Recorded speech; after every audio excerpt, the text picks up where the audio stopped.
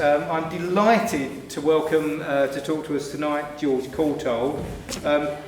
There just isn't time to list his many activities and services to Essex, but suffice it to say just a few things. He was awarded in OBE in 2016 and is a Deputy Lieutenant of the county, having previously been a Vice Lord Lieutenant and High Sheriff. So he's held most of the offices of state as far as Essex is concerned. He is a published author, and tonight he'll be talking about one of the subjects for several of his books about being a Queens Messenger. So I'll leave him to explain exactly what that is and how that works. George, the floor is yours.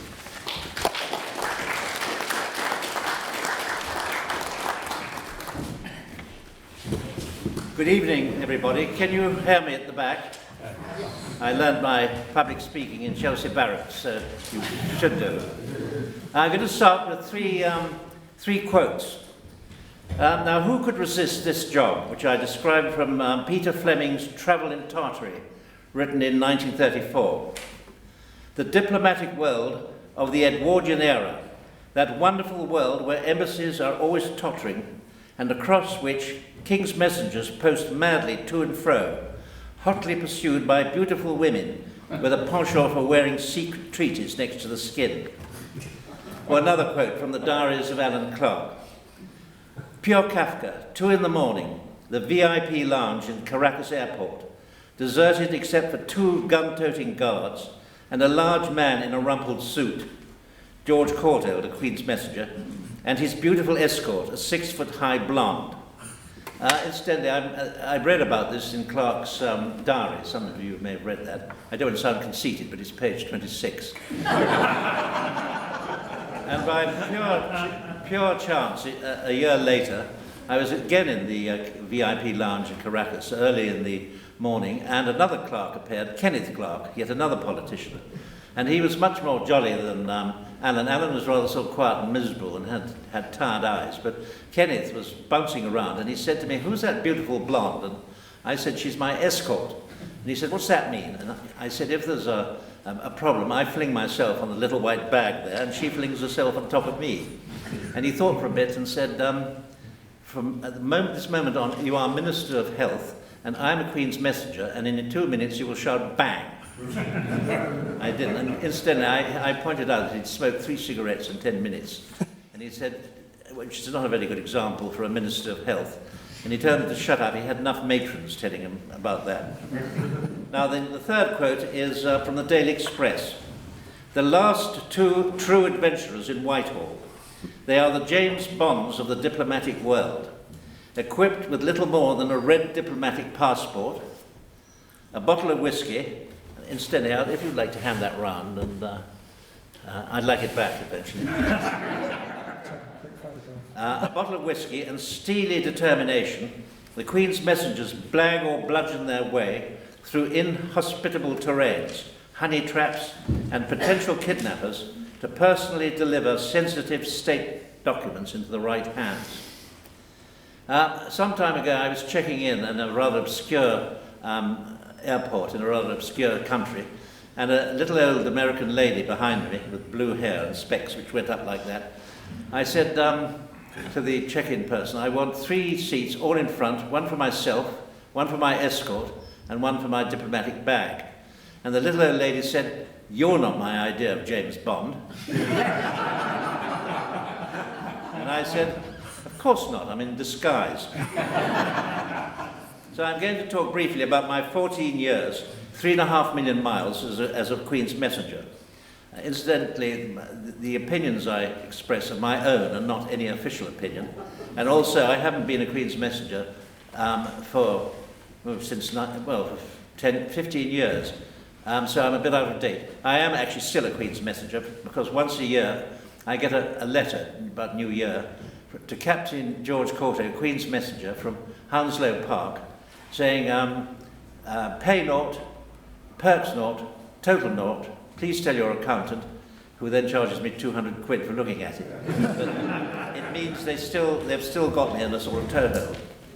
Now, there are surprisingly very few institutions in England which are over 1,000 years old. I'm going to be quite historical because you are a historical group. I'm not going to be too detailed, but I'll tell you a bit of history first. Some of the 1,000-year-old institutions include the monarchy, the church, the Royal Navy, which was founded by Alfred the Great, the customs, but not the customs and excise, which are later, the parish councils, and by chance 3 organisations I have belonged to: the High Sheriffs, the Weavers' Livery Company, and the Corps of Queens Messengers. Now, again, history. What do these people have in common? And I like names, I've been collecting them. And these people really existed. Ragnar Haribreeks, the King of Orkney. Olaf the Anthead, King of Iceland. Charles the Fat, Charles the Bold, Charles the Simple, Charles the Wise, and Charles the Foolish. Joanna the Mad, Wilfrid the Hairy, Harold Bluetooth, Og, King of Gub, the Akond of Swat.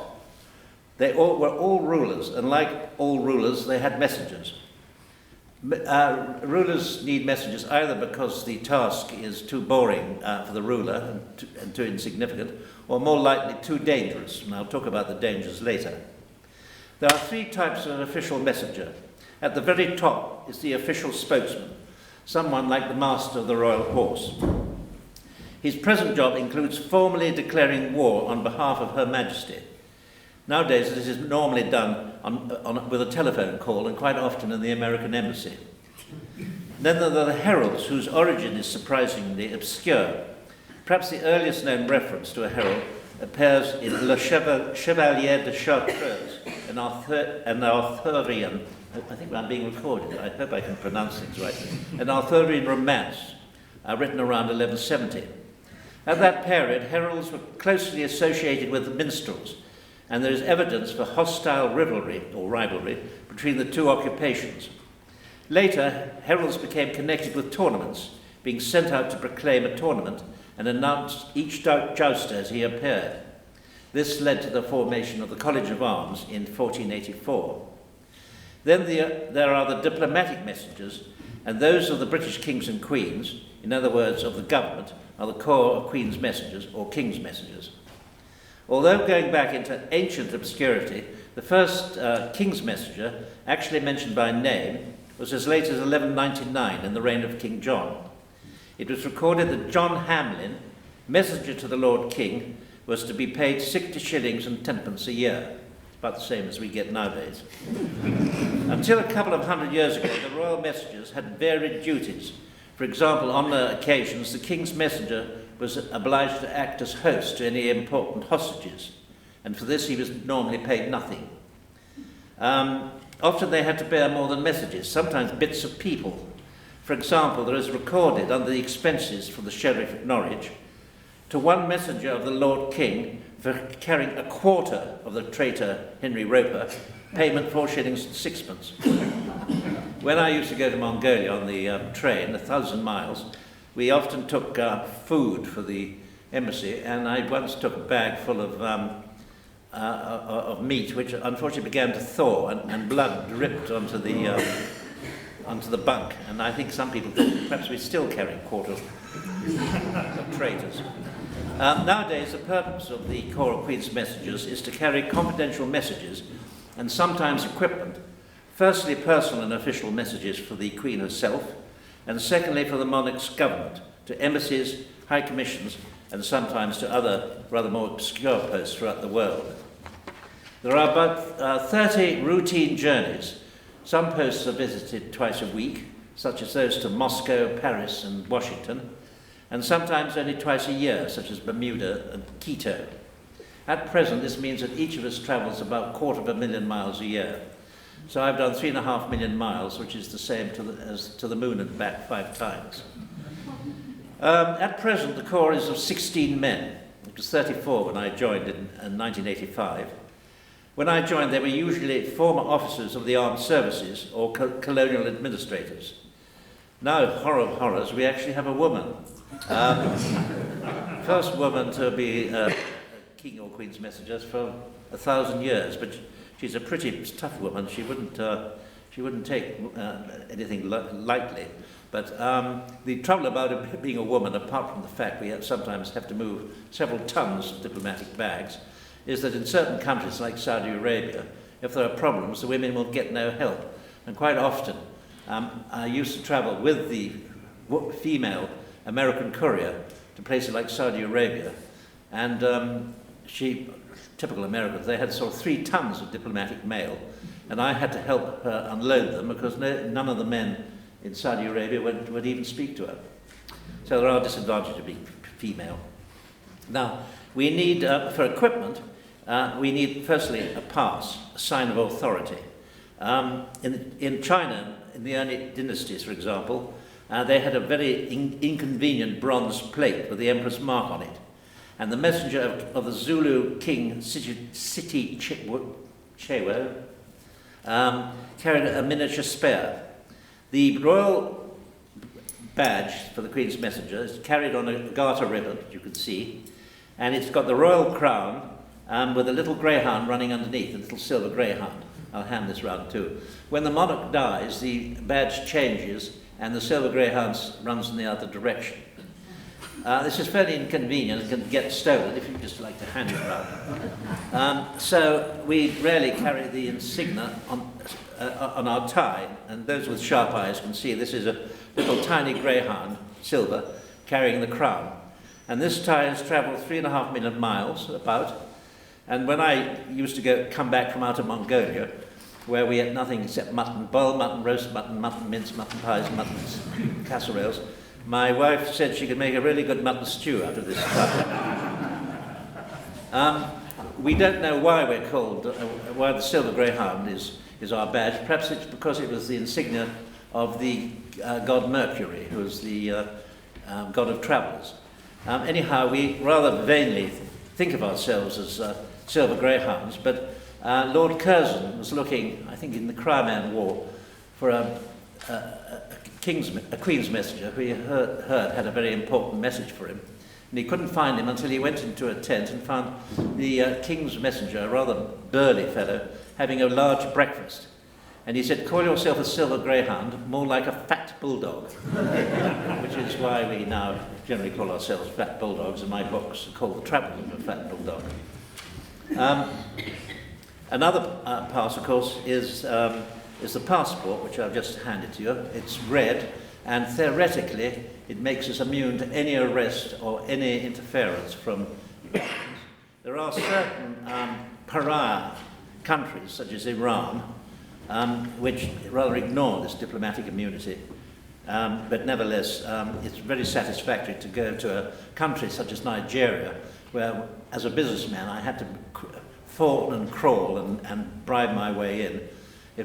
If the same sort of people as when I was a Queen's Messenger tried to get me to do the same thing, I could say, "I've got your name and I shall report you to your Prime Minister or your Minister of Tourism." And immediately the reaction was very gratifying. The other equipment, of course, is the bag. This, I'm proud to say, is made, or was made, in Chelmsford Prison. So as an Essex man, I felt I had a bit of Essex with me when I went to obscure parts of the world. On the bag, just to make it sort of plain, is written in large black writing, "On Her Britannic Majesty's Service." And it's tied with a special knot and sealed with a special seal. Now, I'm going to mention, the other equipment, which is important, is about $10, which will get you pretty well anywhere, a book, so you're not bored, and you can never be bored if you've got a book, in my opinion, and a toothbrush. A toothbrush will tidy your hair, it'll do your teeth, clean out your ears, get the egg off your tie, clean your fingernails, and end up with the welts of your shoes. Then you give it a rinse and start all over again. I'll mention just 4 journeys as an example of what we do. I'll start with Mongolia, or Outer Mongolia, the country of Genghis Khan, the people of the Blue Wolf, the people who had an empire all the way from China pretty well to Kiev and Vienna. We go by train, or did go by train, 1,000 miles pretty well exactly, from Peking, through the Great Wall to Datun, where they still made steam engines, and you saw these great black things all puffing their way up and down the track. Then turned due north for another 800 miles.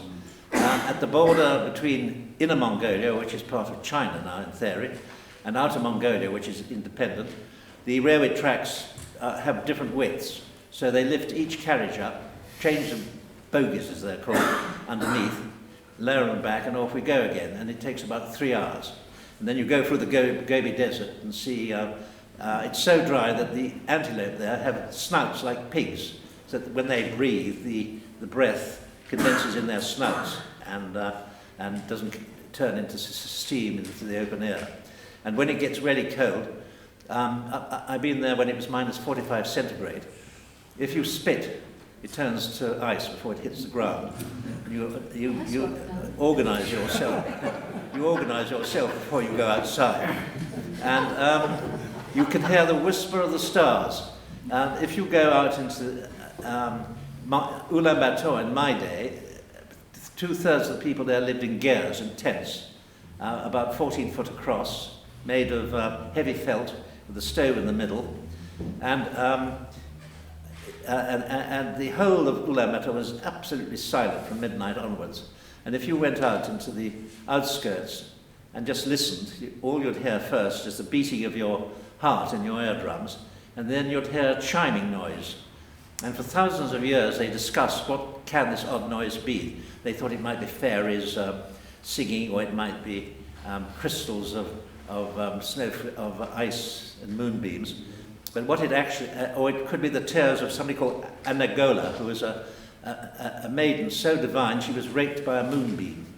But rather more mundanely, it's your breath. As you breathe out, it freezes and falls to the ground as ice crystals. And I haven't heard it, but one of my Queens Messengers had to sleep in the desert and heard the singing of the sands, which is again another strange occurrence, when during the night the sand shrinks in the cold and runs down the dunes and makes the same noise as telegraph wires used to make. Sorry, I'm being a bit obscure now. But in Mongolia, we have our own embassy, looked after by the Minister of Little Creeping Things. That's her official title.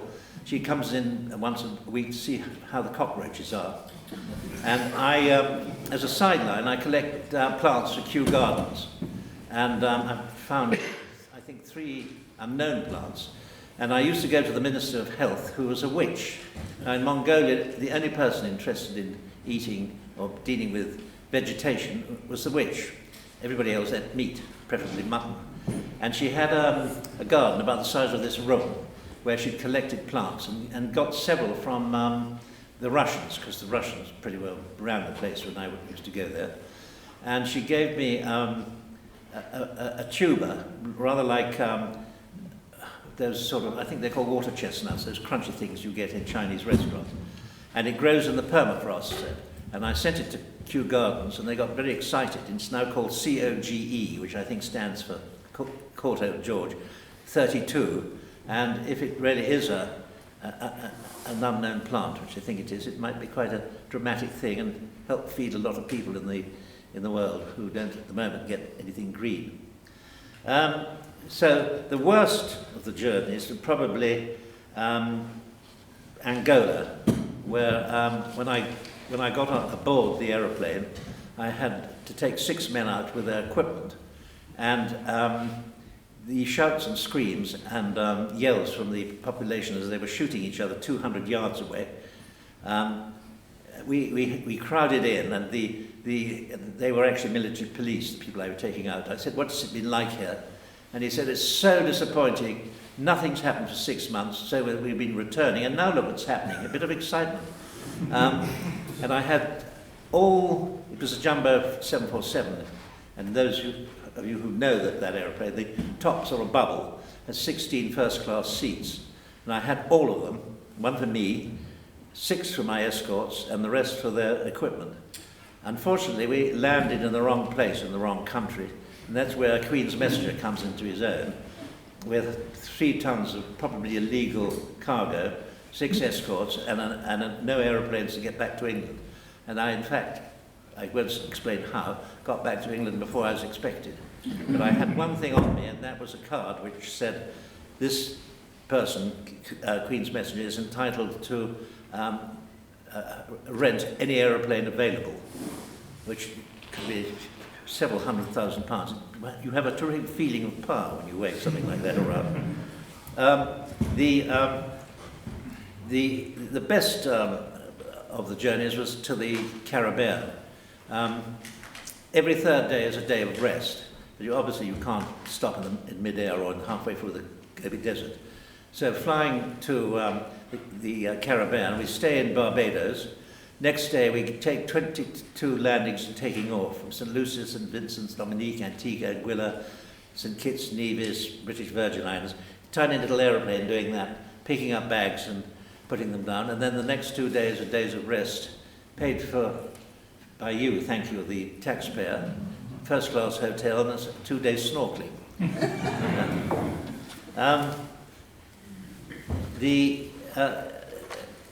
We're part of the Royal Court, and of course the most interesting time is when we're with the Queen herself, her actual messengers. I was with her twice, once in Delhi, and more interestingly, aboard the Britannia going down the Pearl River in China. To get there, I had to take the train from Hong Kong to Kowloon, and then a bus with a lot of admirals aboard in all their kit.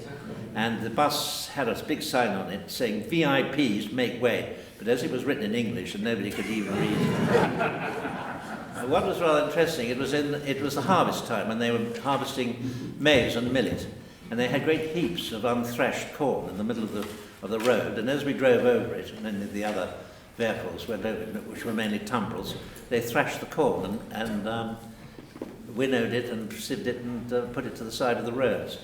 And when we reached the side of the Pearl River, where I was going to meet the Britannia, I was put where they put a white cross on a jetty, and they said, "Don't move." And I had 2 admirals each side of me, behind, nothing in sight, and then suddenly from upstream came a little black dot, which was the Britannia, behind a little grey dot with 2 fingers up, which was HMS York with her guns up, and then in a semicircle round them, 5 smoke-fired, coal-fired battleships of the Chinese Navy, belching out huge clouds of dark yellow smoke. And the whole lot passed, much to my surprise, stopped in midstream, turned about, went sideways. Any of you in the Navy would be appalled at my description, but anyhow, went sideways and stopped exactly when the gangway came down at my feet. And I went up, and as we sailed downstream, we had about 500,000 school children waving Union Jacks and cheering. And I rapidly found that the best food was aboard the Britannia, and the most drink was on the York. So when we stopped, my escort and I swapped ships regularly. And it was magnificent. And it was admittedly rather an unfortunate time when Prince Philip had talked about slitty eyes, if you remember. But nevertheless, it was a huge success, and I was absolutely appalled when the Britannia was sold. And incidentally, as a businessman for Cortos Limited, I was in the Gulf when the Britannia turned up, and we were told that if we had any customer potentially spending 3.5 million or more, we could ask them aboard the Britannia for a feast, for a banquet. And I had one customer, and he paid £3.5 million, and he had a terrific feast, and I was left ashore because I wasn't important enough and wasn't going to spend it. But it was magnificent. The Britannia was in Dubai in the creek, and it started off with the Marines marching up and down, and it got darker and darker, and then the guests arrived in their sort of golden robes and their magnificent jewellery, and their women looking absolutely smashing. And it became dark, and no sign of the Queen, and suddenly all the Britannia's lights blazed on her standing at the bridge. She was wearing several £1 million worth of diamonds, and she seemed to explode in light. It was incredibly impressive. Anyhow, I divert. The journeys, yes, the danger. As I said, we have diplomatic immunity, but it doesn't always work. Being a messenger can be a thankless task. You've all heard of the expression, don't kill or don't shoot the messenger. You may remember the testy reaction of Shakespeare's Cleopatra, or Cleopatra if you prefer, when a messenger told her that Antony had been married to Octavia. She said to the messenger, "The most infectious pestilence upon thee," strikes him down, Hence strikes him again.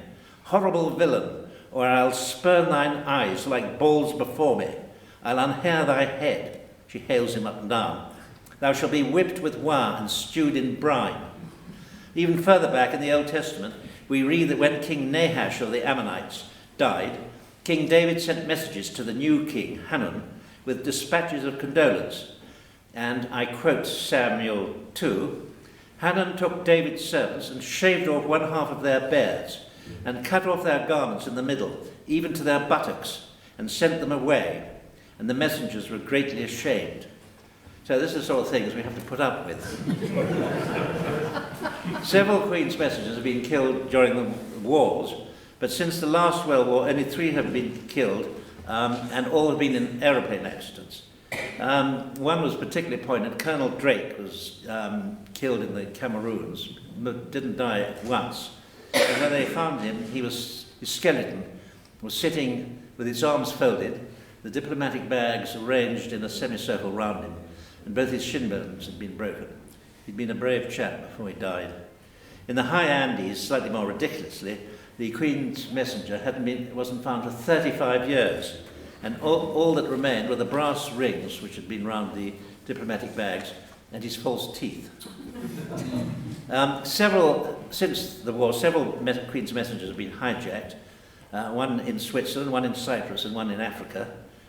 And 2 on the return from Mongolia got involved in the Tiananmen Square rumpus.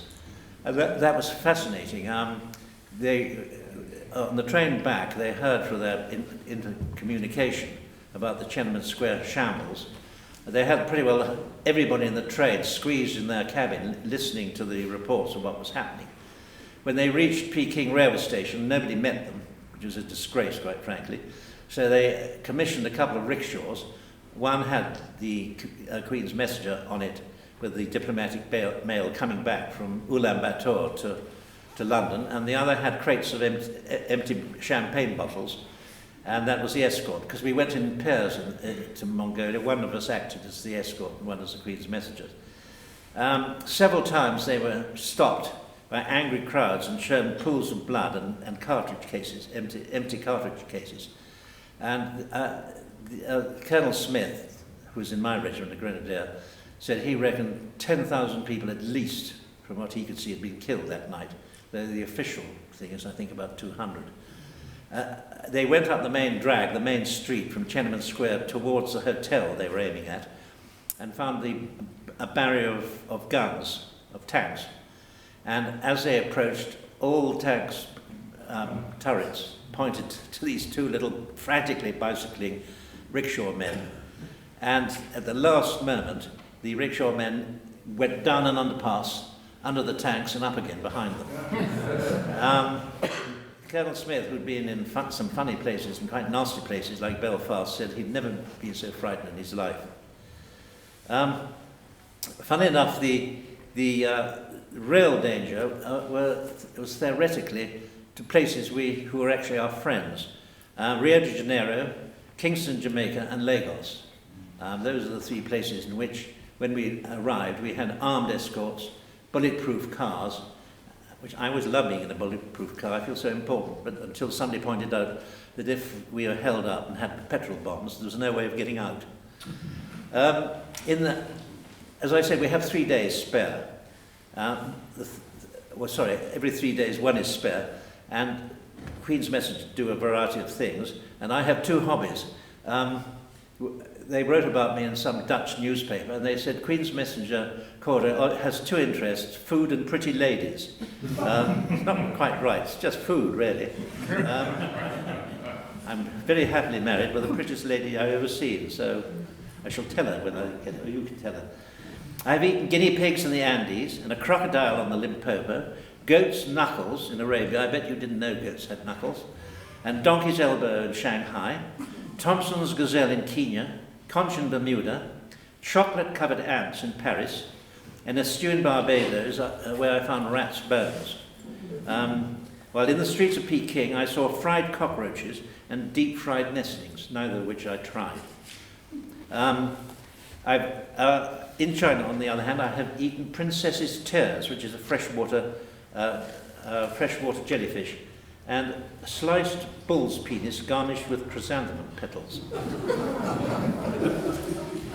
If I'm free for only a short time, I visit 3 places: the local cathedral or mosque or temple, whichever, the botanical gardens, and the British cemetery. Pretty well everywhere in the world there's a British Army cemetery, and some of them are very poignant. And if I ever see a grave to a grenadier, and I was a grenadier, or the Essex Regiment, I take off my hat and give it a nod.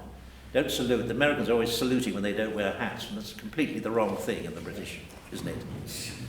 I also, being a writer, I'm looking for things which are odd. Has a few odd things I've seen. A tin of sweat in the airport shop in Tokyo. I asked the person who met me to get me something to drink, and she came back with this tin which said sweat. I said, that's not very appetizing, and they said it's a very English name, and they like it, and they drink it. I've seen false eyebrows made from weasel fur in a chateau in France, and I've seen Abraham's saucepan in a mosque in Antioch. The best collection of unintentionally odd things is King Farouk's private museum in Cairo, where I've seen a necklace of hummingbird skulls. It looked pretty horrid. When it was hummingbird's head, maybe prettier, because they had feathers, but when I saw it, the feathers had fallen off. And I've seen a table made from an elephant's ear and a whip made from fish's whiskers, and a stuffed bit of a hermaphrodite goat. It was only its head, which is a bit odd. If it's, you'd have thought they'd stuffed the other end, really. I've also collected plants for Kew Gardens. I described the one in Outer Mongolia. Also, in Azerbaijan, I got one of those little communist pale blue cars about the size of a soap dish and went down the edge of the Caspian Sea.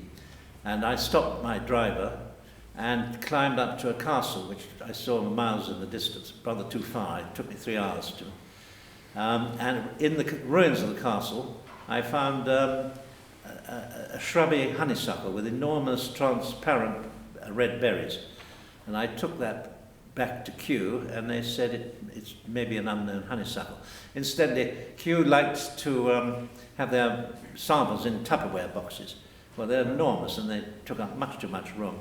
And I found the best thing were, in some of the hotels I stayed in, they had on the cistern of the loos plastic bags about that size with a red cross on it for ladies' use only. They're absolutely ideal for plant samples. I used to pop the cutting in, or the seed, drop in a bit of damp paper, a bit of the soil so they could analyse, then suck out the air, tie a knot in it, and then when I got back to England, the customs would ask if I had any plants, and I had a big sheet of paper from Her Britannic Majesty's Garden at Kew, saying Queens Messenger, Captain George Coulter is entitled to bring in plants into the country.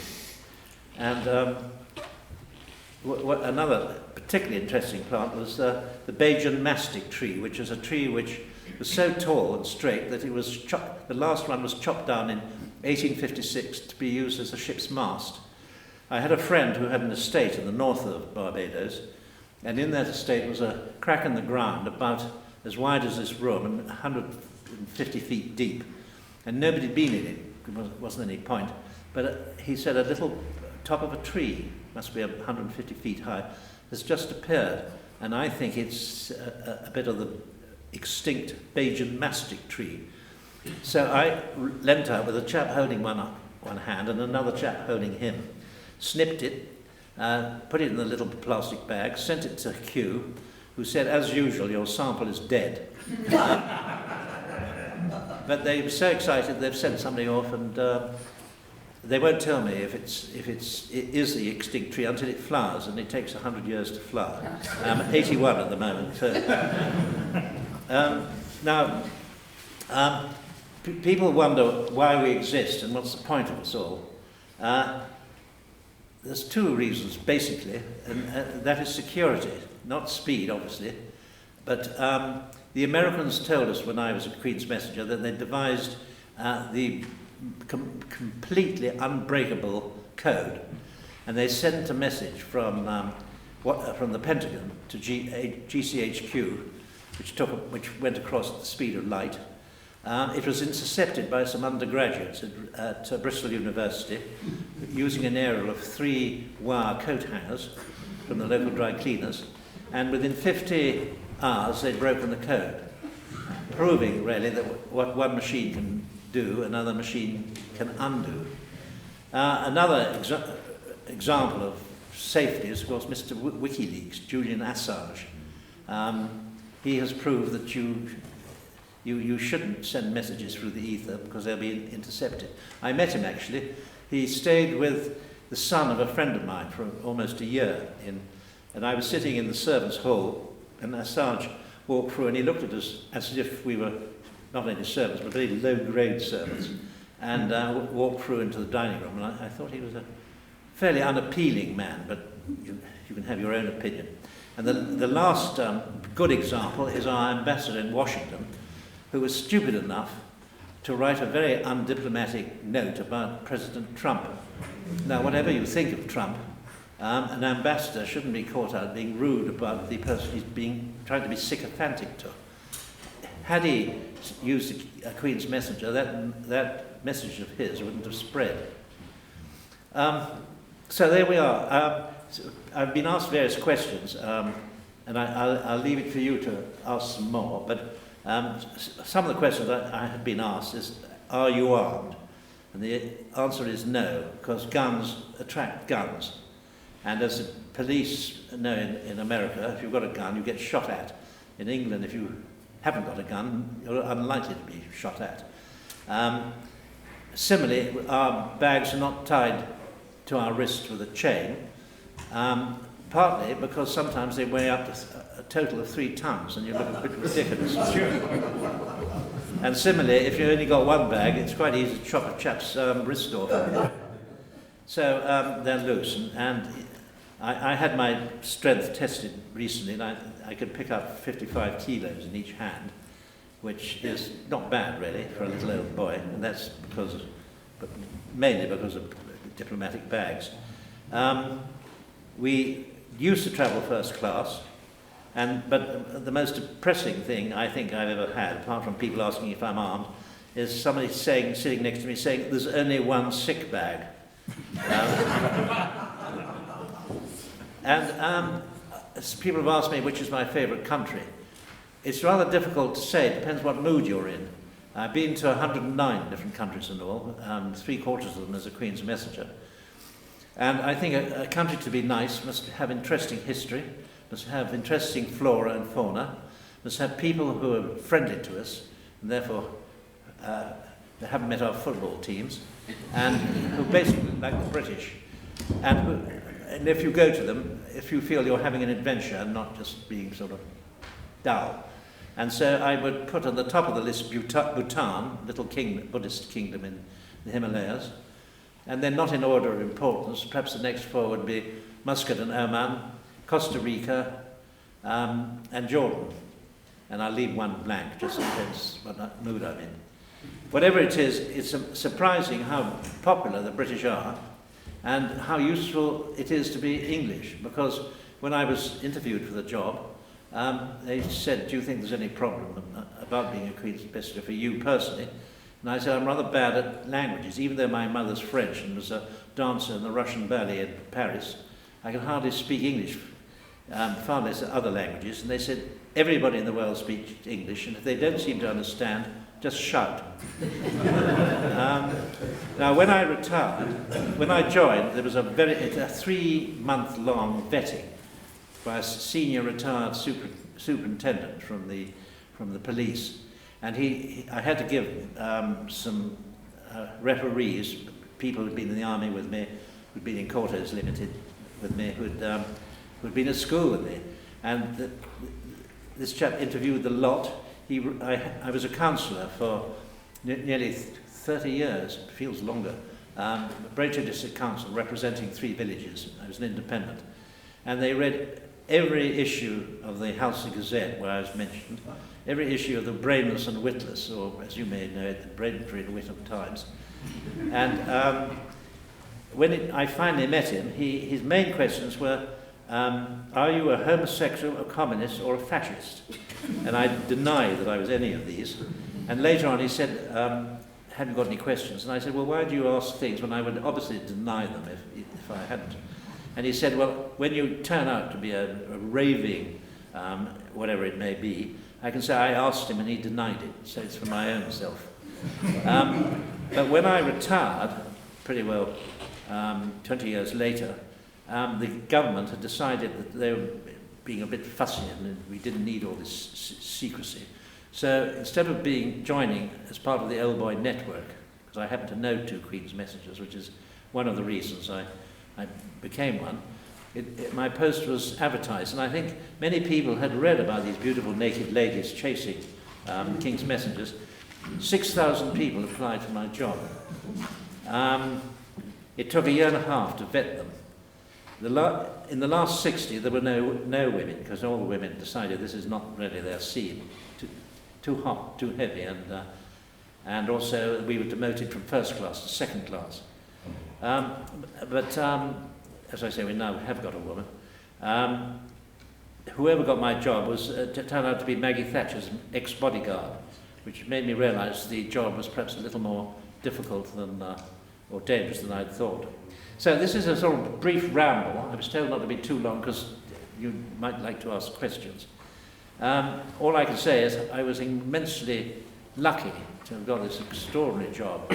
When I was a child, I was asked, most people wanted to be steam drivers, steam engine drivers, apparently. I wanted to be an explorer, like my cousin August, who was buried for 6 months in the ice cap. Not like my father, who made frocks and knickers for Cortos Limited, which I thought rather a weedy sort of job. But I became the next best thing, I think, Queens Messenger, and nothing could be a better job than that, I think. And from that job as well, I've written 3 books, because wherever I went, I kept my eyes open and my mouth shut, as I was told to do when I went to school. So that's it. Now, have you got any questions at all? Or have I told you everything? Are you told what's in the bags? No. We all know it's basically hot air from the politicians, but it's better if you're not aware of what's in, because then if they want to know what's in, they have to open the bag and not talk to you. In one case I knew I had 24 little bags which are no bigger than boxes, and each of those held about £5 million worth of industrial diamonds. That was to Moscow. In another case I had a bag not much bigger than a shoebox, and I was taking that to Madrid. That had £5 million in used £50 notes. I don't know if I was part of some sort of something funny. It used to be just messages. It shouldn't be anything else, and particularly as when I was in Angola, arms or any weapons.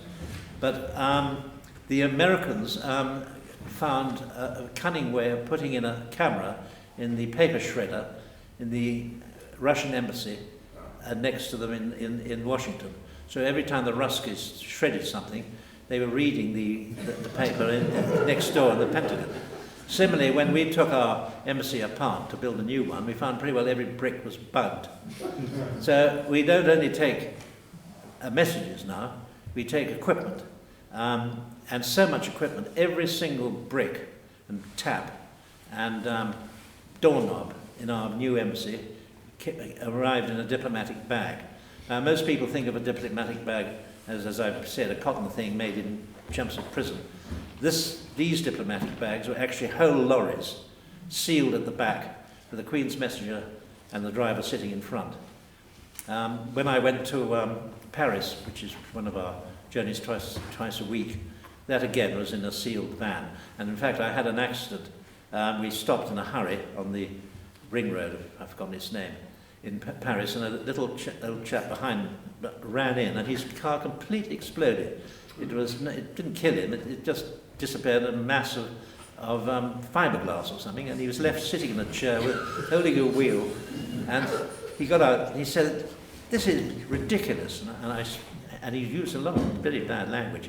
I said, "You speak English terribly well." And he said, "I was seconded with the English army for a year."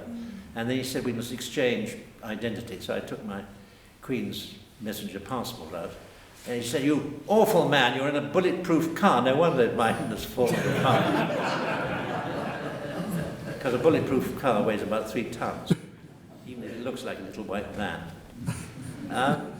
Anybody else? I'll tell Yes. you. Well, sorry. Sorry, you first, because I you're... was just going to say, is it a civil service job? Well, we're part of the Foreign Office, so yes, civil service. But we're also part of the Royal Court, but I think that's civil service again. Yeah. Sorry, you were saying? No, I'll take it it's a two-way thing. You take out and you also bring back bags. Correct, yes. And that's usually okay, particularly if you're going to Moscow and back, because it's a day's journey. But if you're going to the Caribbean, when you land and take off 22 times, not only are you collecting and handing out bags for these 11 different islands, but some of the bags they give you are for the islands on the return, and some of them for London, and you can get in the most, you have perhaps 50 bags all holding one postcard, probably. It's just chap's friend in the next door island, which I meant to defend with my life. And you can get in the most frightful muddle. One chap flying back in the aeroplane, the lights went out on the dashboard or whatever aeroplanes have, and the pilot said, "Oh dear, I don't know where we're going." And luckily, the Queen's Messenger had a torch on his keyring, so they flew back by the light of this torch. Any other questions? Yeah. Yes. Which school did you go to? School. I had a governess, and then I'm rather ashamed to say that I'm an old girl from Halstead Girls' Grammar. They had about 12 small boys, aged about 8, and I was sacked for unseemly behaviour. I remember when I was a counsellor, I went to one little obscure cottage, and a very charming lady opened it and said, "Hello, Georgie, you were a disgusting little boy when I was doing something out of a window which girls couldn't do." Then I went to Gordonston, and then I went to Pembroke College, Cambridge, and then I went into the army, and then I went into courthouse. So that's my career. Sorry, yes? When you were not travelling and your wife wanted to go on holiday, did you say, "Oh no, I don't want to go away, I've been away"? Slightly, yes. Yes, of course, I left my port. I was away 172 days a year, not in one block, in bits. Yeah. Some journeys lasted 3 weeks, like the one out of Mongolia. Some, like Paris or Warsaw or Moscow, were just a day's journey. And then one had, amongst one's 172 days, 3 weeks on standby, so one might not go out at all. And actually, as a businessman, commuting from Kelvedon, I would do about 100 days more. Well, how much? 240 days. So I saw more of my wife, funnily enough, as a Queen's Messenger, but she ran the farm. People would come into the house and say, "Where's the boss?" And I'd stand up and they would say to my wife, "Ah, there you are." Incidentally, when I was a child, I used to occasionally go to London with my father, and in those days, Marks Tey was the important station, because it had the Sudbury line, and it had the Fruit and Winkle line, and it had all these little lines spreading out like a spider's web. And my father and Jerry Vane, who was a colonel, and I would stand, and my father would stand exactly on the same flagstone on the edge of the platform, and the train would stop in exactly the same place, and we'd get aboard, and there was a lovely garden in the station, and a chap whose sole job was to smoke cigarettes while another chap swept the cigarettes behind him. There were 2 employees. And you'd get aboard the train, and the steward would say, "Hello, Mr. Courtauld, your scrambled eggs are ready. Hello, Colonel Vane, your poached eggs are ready. And what would the little master want?" You wouldn't get that nowadays. But sometimes before we got on the train, the Flying Dutchman would come thundering through, with the last 2 carriages always reputed to have snow on top of them. And that was part of the Trans-Siberian Express, which would start at Vladivostok or wherever, would go to Irkutsk, where it would meet the train which I'd been on from Hong Kong, and then he would go through Siberia, Moscow, the plains of Warsaw, the Hook of Holland, then get on the whole train would get on the cross-channel or cross-North Sea boat, get off at Harwich, and finally to Liverpool Street Station. And in that train, occasionally, were Queens Messengers, Queens Messenger and escort, who'd taken the train in Kowloon in Hong Kong and done the whole journey for 3 weeks in the same train until they reached Liverpool Street Station. When I got on the train, of course, it was only 1,000 miles then, and the exciting bit was the restaurant car, because it had an enormous menu in 7 different languages: Russian, German, Bulgarian, Vietnamese, and the translation was marvellous. Beef stroganoff was translated as cow meat shredded by a Russian. But in fact, the food, all it had was slices of white polystyrene and an artificial strawberry jam. So we used to buy our food in the barracks in Hong Kong, and with a bottle of claret in one hand and sandwiches and a bloater paste and all the other sort of army stuff, we'd feed there. Sorry, I'm diverting a bit. Is there a final question, perhaps? Or I was told to be an hour. I think I've been a bit short, but I hope you had. I think to maintain the quality that you've given us, George, will be very, very difficult. Just before we offer thanks, George mentioned that his two passions perhaps are pretty women and food. You may have got the wrong impression of George. The donation for the speaker's fee, and certainly a percentage of some of the books, which I do recommend to you, actually goes to Essex Women's Action Group, of which both Daphne I and couldn't hear George the are. last bit. To the Essex Women's Action Group, Yeah. which is to support, it's... Daphne, do you want to say what it does? Probably better than I? Women and girls in Essex and charities, women's charities in Essex, and it's administered by the Essex Community Foundation. And over the last 10 years, we've raised £105,000. Yes. And so we've given that to various women's charities in Essex. Daphne and I started it because we were both working for the Essex branch of the Princess Trust, which is a superb organisation, but it was limited to the amount of help, special help, which especially Essex girls come to. For example, 10% of Essex goes to London, to work, of which many are girls, and they do actually get teased, or were getting teased, and didn't like it. And so that's one of the reasons, really, to improve their image. Personally, I think their image is terrific. I've got 2 Essex girls as daughters, 2 Essex girls as daughters-in-law, and a mother who, though desperately keen to pretend she was French and Russian, was actually born in Grimston Green. So with Christmas coming in, I haven't read the latest book, which is on sale, but the others there I have copies of, and I can thoroughly recommend as being as entertaining as at all. So perhaps you'd like to put your hands together in appreciation for